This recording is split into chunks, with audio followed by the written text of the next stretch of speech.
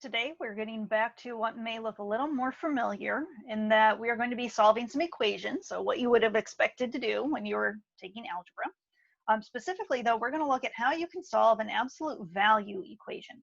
So don't forget absolute value. If we take it back to the definition, absolute value is really just the distance, the positive distance specifically, of a value from 0 on the number line. So we can fill that into our definition. So definition of absolute value is the positive distance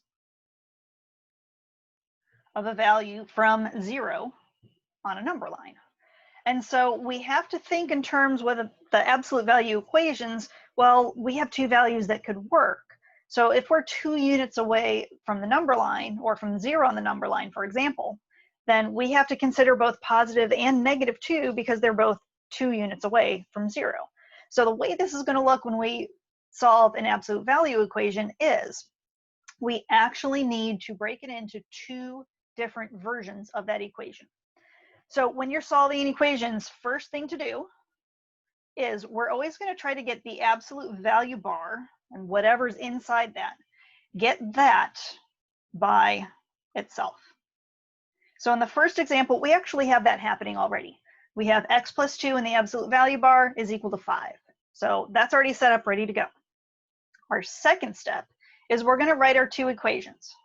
So we're going to write our positive version and our negative version of our equation. And I'm going to take it back to basics. You may have done t-charts when you're solving equations. I don't mind organizing things that way because it makes me think about the 2 totally separate pieces I need to do. So I'm going to put one version in each side. So one version is going to be exactly as is. X plus 2 could equal +5. But because it's absolute value, I could also take the absolute value of -5 and have this absolute value work. So that's my other option. X plus 2 equals -5. So all I did was flip the sign to do my negative version of my equation. Okay, so the next thing is we're just solving the algebraic equation. So solve each equation.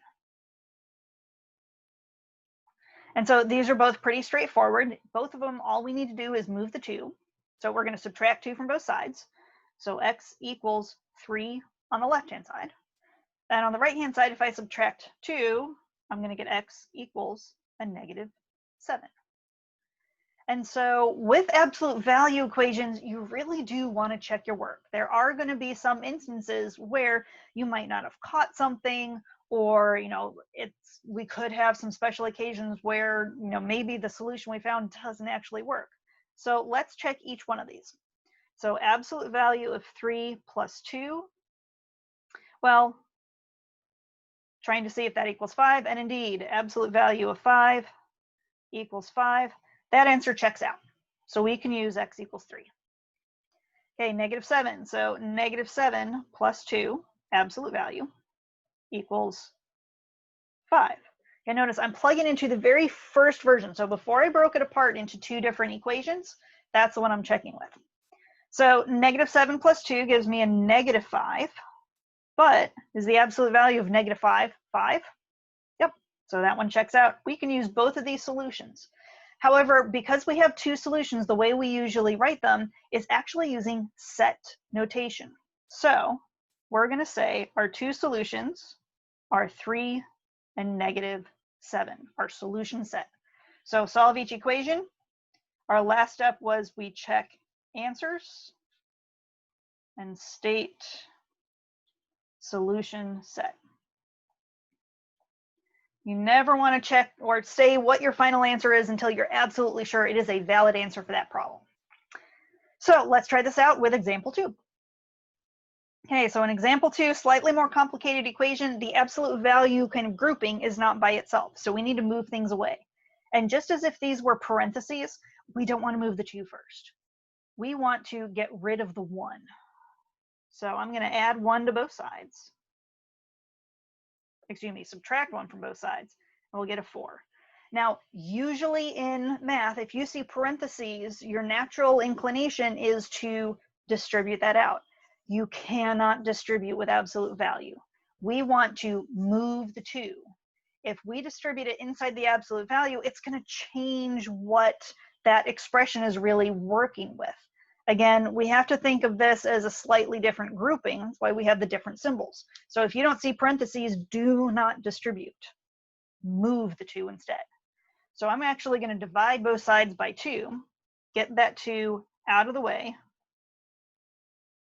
And it actually even makes it a simpler equation when I do that. So now I have my absolute value by itself. I need to do my 2 versions. So I'm going to have an x minus 4 equals 2, and x minus 4 equals negative 2. Again, both of these are one-step equations, easy to solve. All we have to do is add 4 to both sides. So on the left, we get x is equal to 6. And on the right, we'll get x is equal to, again, negative 2 plus 4 would give me a positive 2. Again, just as before, we're going to check both of these options. And again, I want to check them in my original equation. So I left myself a little bit more room on the right-hand side to do that. So again, I might continue my t, though. So I'm going to check 2 times the absolute value of 6 minus 4 plus 1. I'm checking to see if that comes out as 5. So 2 times the absolute value of 2 plus 1, except the absolute value of 2 is just 2. So this really turns into 2 times 2 plus 1, which is 4. And 4 plus 1 is 5. So my x equals 6 solution checks out. So next one, we need to check 2 times the absolute value of, so again, we're plugging 2 into this one. Our other answer we're checking. 2 minus 4 plus 1 equals 5. So 2 minus 4 is negative 2. But the absolute value of negative 2 is 2. And lo and behold, we have exactly the same step that we got to beforehand. So I'm not even going to worry about the math in between. We already did the math. I know this one checks out as well. So again, we have to state this in our solution set. So our 2 answers were 6 and 2. And you could list this with the 2 first and the 6 second. It really doesn't matter. As long as they are listed in those curly brackets in our set, kind of like we were listing out our properties for our domain and range, then you are good to go. Alrighty, let's look at example 3. Actually, now might be a good time for you to pause, try out number 3 on your own, and then tune back in to see how you did. Okay, so hopefully you've tried that out, and if not, if you're stuck, here we go. Okay, we need to get the absolute value by itself. I'm going to divide both sides by negative 3. So that is not going to change anything with my absolute value grouping. Again, do not distribute. This is not a set of parentheses, so we can't treat it the same way. 6 divided by negative 3 is negative 2. Wait a second. Did you run into a problem here by chance? Huh. So if you went through and you solved this out, you probably found that your answers didn't work. Here's why. Right now, I'm reading absolute value of 2x plus 4 equals negative 2. Can an absolute value come out as a negative answer? Goes against our definition. Absolute value always comes out as the positive distance to 0 on a number line. So as soon as that happens, there is no solution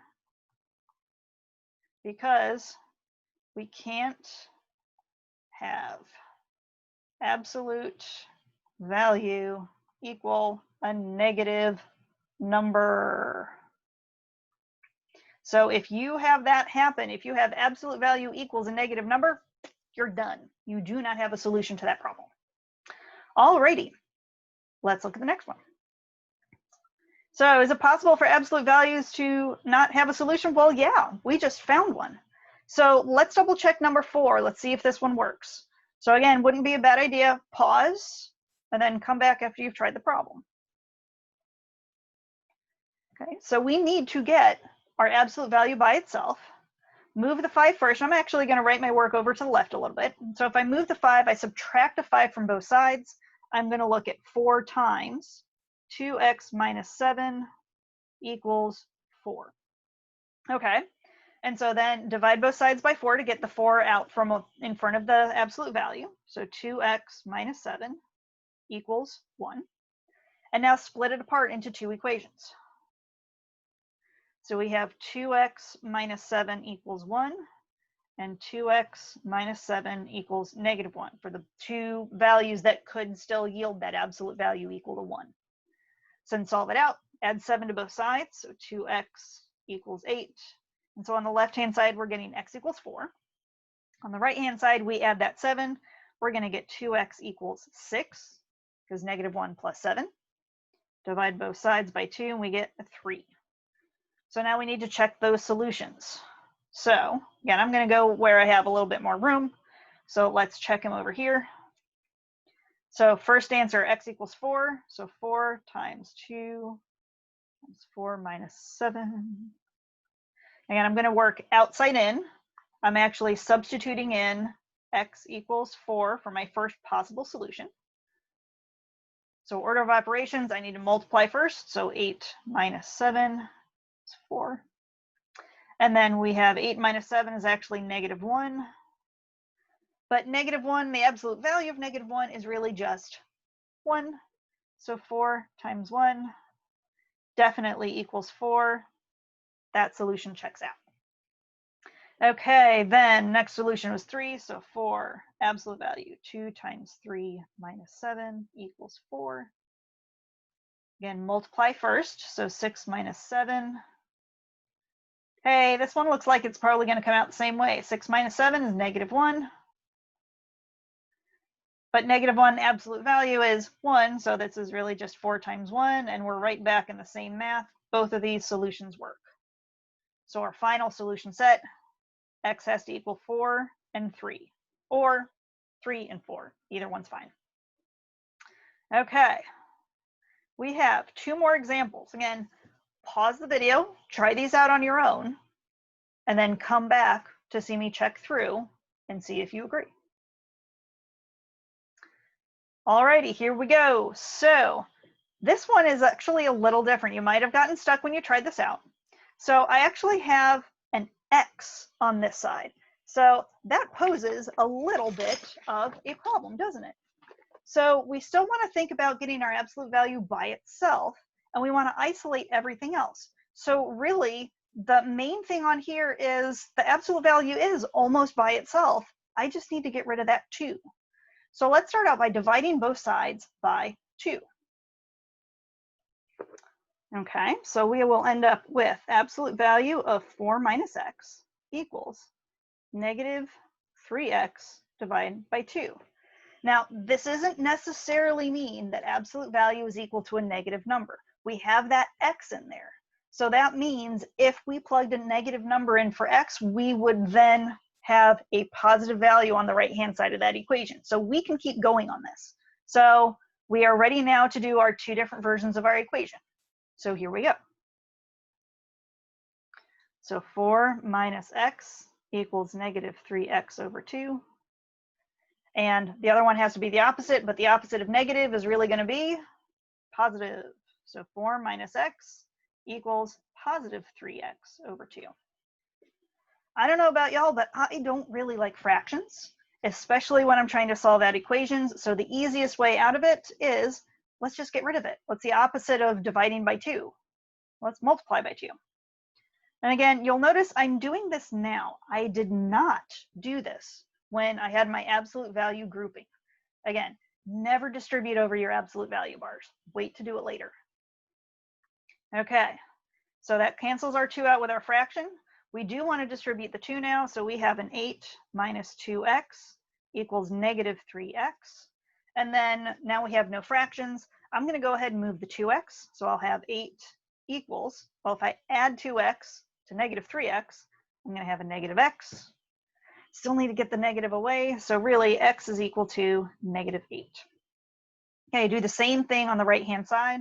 Multiply both sides by 2 to clear your fraction out. And then we'll end up with 8 minus 2x equals +3x. I'm going to go ahead and add 2x to both sides, get my x's together. So 8 equals 5x. And yeah, I get a fraction on this one for my solution, but that's okay.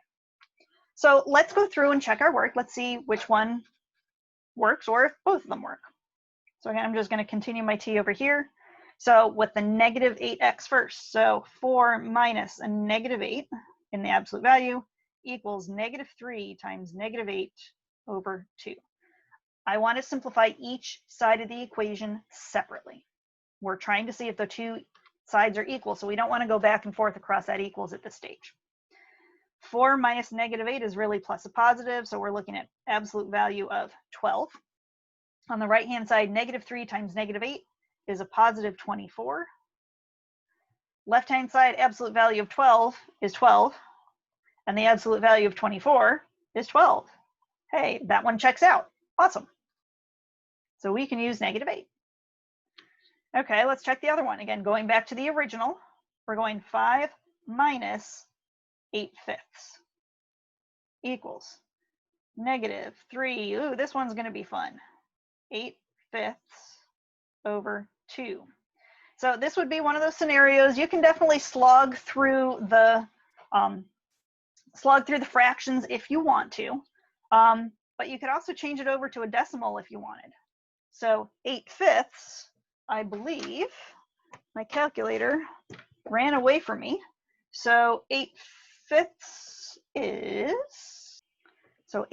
is really 1.6. So I could rewrite that if I want. So minus 1.6 equals, and actually let me move this whole thing down just a wee bit.